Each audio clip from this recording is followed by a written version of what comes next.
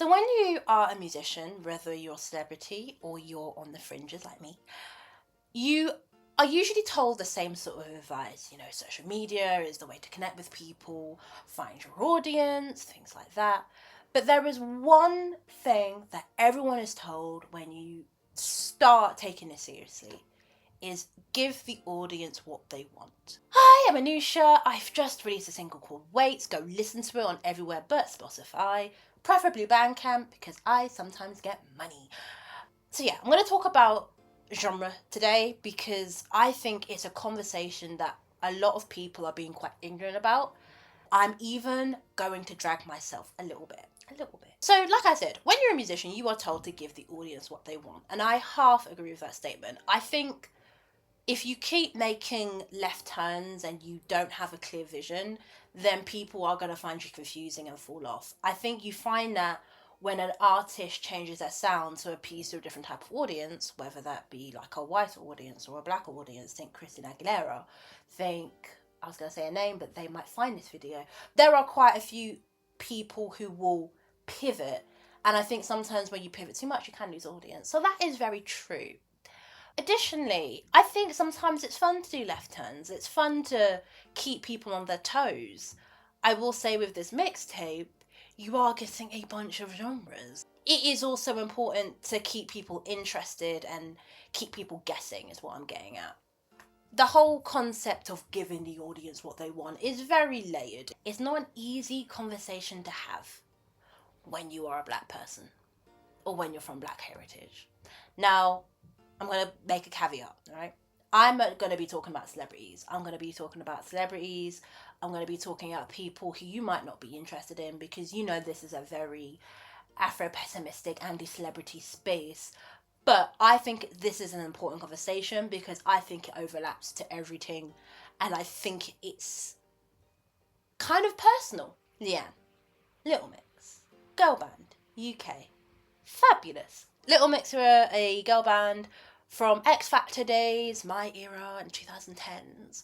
They won X Factor, it was a great old time, and they've been doing their girly pop thing until like 2020 when pandemic. So they all kind of went off their separate ways and started solo careers, and Leigh-Anne was one of them. Leigh-Anne's an interesting person because I think, and this is a personal opinion, doubt you'll ever see this video, but if you do, hello. Leigh-Anne has been fucked over.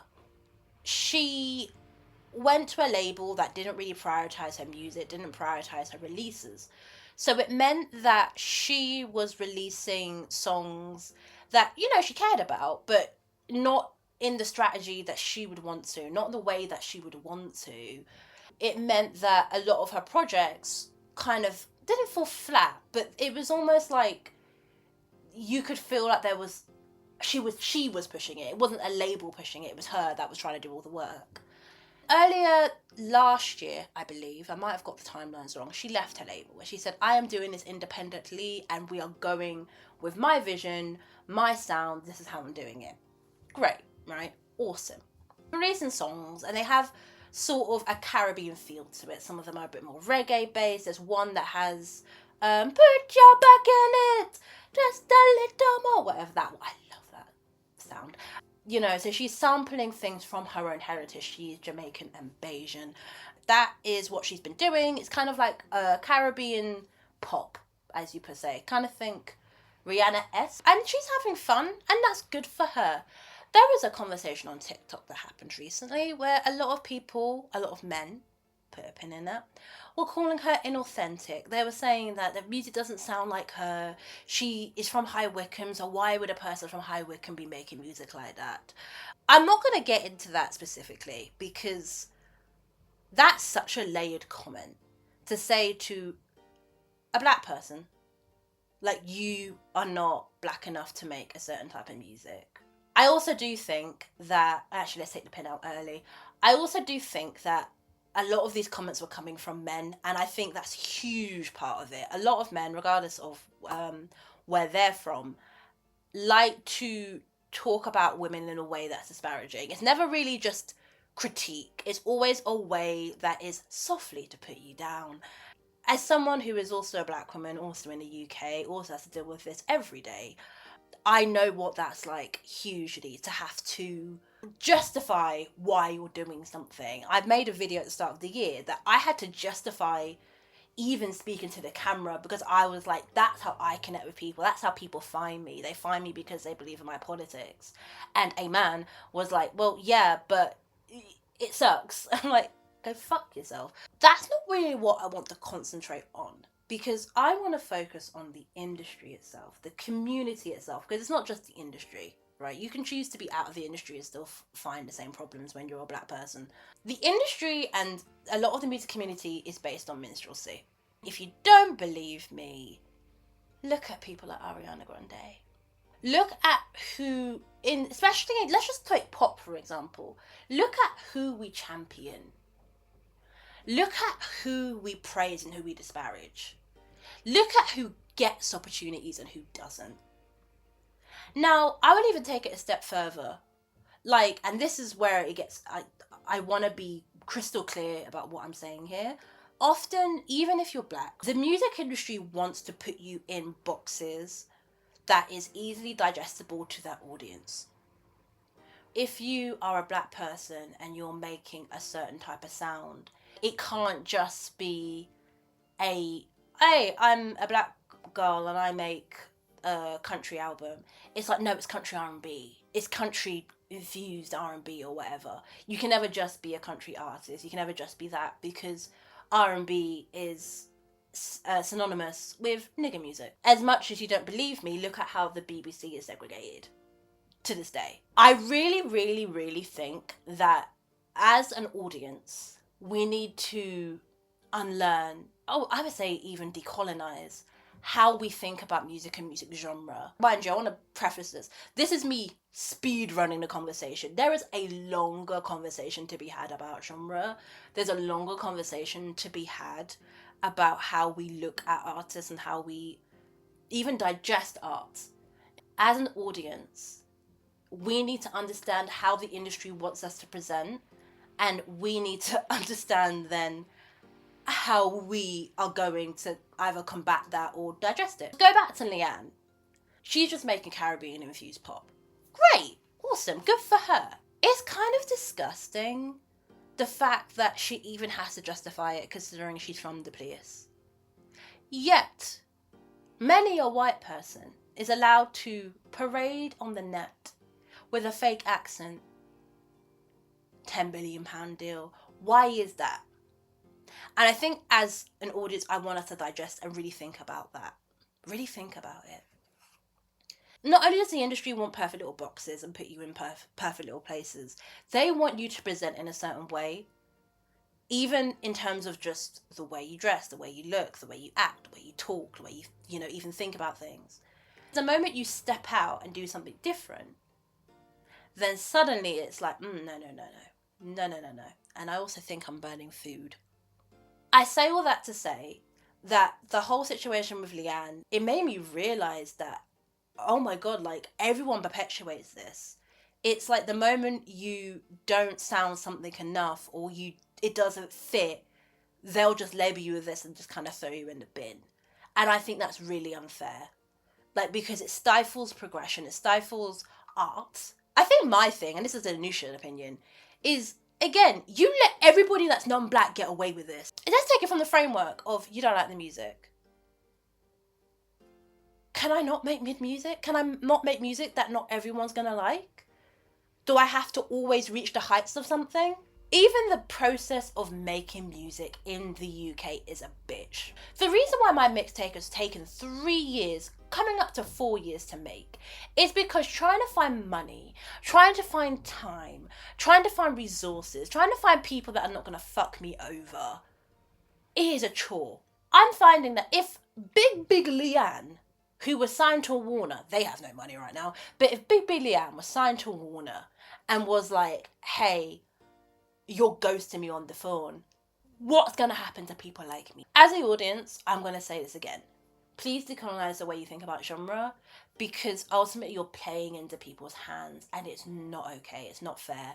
And as a black artist, I feel it. I'm going to give you proof and I'm going to leave this video because my food is probably burned by now. When I decided to release Weights, I asked my producer, what do you think this sounds like?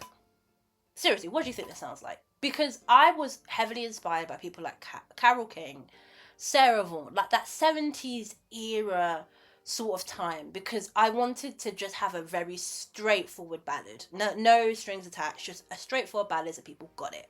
Iona said to me, doesn't really sound like anything. They didn't mean that disparagingly. They meant, it sounds original. It sounds like you. And I thought, great. That's not helpful when it comes to getting it promoted though. So I said, can you give me a genre? Can you give me anything that I can work with? They said, okay, chamber pop / folk. I was like, all right, I can do that. Chamber pop / folk. And if you listen to the song, I think you would agree. It's got that chamber pop sort of classical feel to it.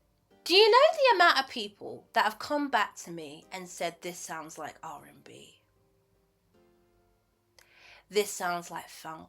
This sounds like, I think my favourite one is that it sounded like too jazzy. I was like, of all the things that Wait sounds like, it does not sound like jazz. I don't know where the fuck you got that from.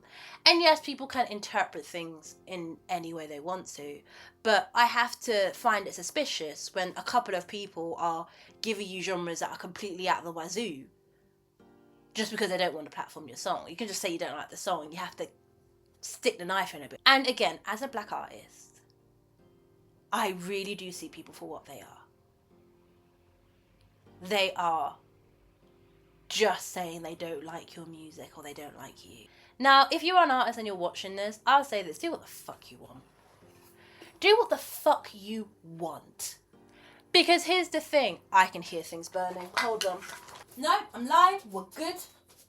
If you want to make this genre, that genre, whatever, do what you want. But I would also say, just know that there are people who are going to mischaracterize you. Just to sometimes humble you. Just to sometimes just ostracize you, isolate you. Fuck them. Because there is a group of people who will get what you're doing. There are a group of people who will completely understand where you're at. And just find them. Find your community. Go where you're loved. Because if you don't, you are going to be playing this constant game of having to justify why you deserve space. And Waits is about that. Waits is about not having to fucking justify yourself in living. You know, the lyrics are, if I die tonight, would you hear my body fall, deny my existence? It's kind of sarcasm because it's like, I know what you're going to do. I know you're going to deny me space. I know you're going to deny me time, you know, the time of day. You're going to deny me a chance to just live my life peacefully. I know what you are. So I am going to do it regardless of your approval. When you have the knowledge that it's been built on minstrelsy, it's built on the idea that you as a black artist are supposed to perform like this. It may not be called minstrelsy anymore, but I fucking guarantee you that when you just do a little bit of research on how things are divided, look at something big like the Grammys if you want a starting point. Look at how they talk about black art compared to anything else. Look how they talk about art in general, actually. And look how they treat their artists. Look how artists are treated. And for a little bit of extra homework, because I'm feeling extra petty this week, look at how the non-artists present and sound when they go into genres that were sort of predominantly occupied by black people. If you feel like doing the extra curriculum, go to their YouTube channel, scroll down to their very first video, and look at how they do their makeup and how they present then compared to how they present now. That's all I've got for you. Because yeah, Waits is out. And I'm going to be making a lot of these off the cuff videos because I am...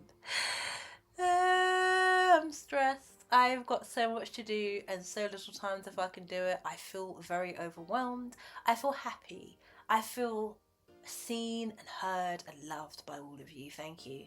If you've already listened to Waits, I just feel very tired because, oh, I guess news. This could be a little vlog thing. I got a new job. it's a role that has a lot of responsibility, and that is something that I've had roles with responsibility before, but I've not had roles that require that much weight to it. So it's been quite nerve-wracking. I think a lot of it has just been anxiety inducing. It involves social media, and because social media is going down the shitter at the moment, my role's quite hectic. But I'm doing okay. I'm doing well in the role. Just trying to balance that on top of releasing a song is quite hard. And in my defense, I didn't know that I would be releasing a song and getting a new job, because a new job came out of nowhere. Like, I wasn't looking for a job, it wasn't planned. It just kind of came onto my lap. I was like, oh, okay. It was a little bit stressful, but we're getting through it. We made it. I just hope you like the song, man. Like, this is part of like a 4 to 6 song project, which is immense. I was not expecting that. And it's looking like I might have the budget for it, but if you haven't already, go to my Bandcamp if you want a cheap little sticker. But use this code and you can get some money off of a sticker. And I'm gonna leave you with, again, you've got a lot of homework to do. I hope you've been taking a pen and writing it down. I'll leave you with this. Would you consider buying stickers from my shop, as well as ordering materials for avoiding COVID? If you would, like, one, would you pay for it? Or do you think it's a little bit snaky? Does that make sense? Like, would you buy materials for COVID safety with stickers that I provided? And, I say distribute them, do what you want with them. Or do you think I'm taking advantage of a movement? What do you think? Because I have been wanting to do this for a while. I just need to pay for printing, and printing is fucking expensive. So that's kind of what the money would be there for. But I also don't want to be that artist that's taking advantage of the communities. I see people doing it, it makes me sick. So I'll leave it with you. What do you think? And I'm going to let you go. And I'm going to eat my dinner. And then send off 15 billion emails. I must have spilled water on my laptop. Brilliant. Alright, I will see you later. Something happened on the 21st of January, which perfectly encapsulates what I'm trying to describe in this section, because I want to make it very clear that I am not disparaging R&B. The industry and those who are embedded to the capitalist music industry, they do. I'm going to use an example, which is the Brit Awards. Now, a bit of context about the Brit Awards. The Brit Awards do not really care about black artists like they should. Like, black artists, sure, they get awarded. Little Sims gets their awards, Mabel, Ray, whatever. But in all, it is very much artists that have had to prove themselves over many, many years, especially in the context of R&B, the category.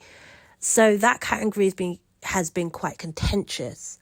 In, I want to say 2022, 2023, they created a new category because it was talked about quite a bit. And in 2022, they made a pop and R&B category. But there was loads of pop artists, no R&B artists. Do you hear what I'm putting down? It meant that pop artists were being prioritized, and they were most likely to quote unquote win this award. Like, why would one R&B artist who maybe has a smaller budget win over Ed Sheeran? 2026 Brit Awards category comes out. There are 2 artists who are black in there that do not make R&B music.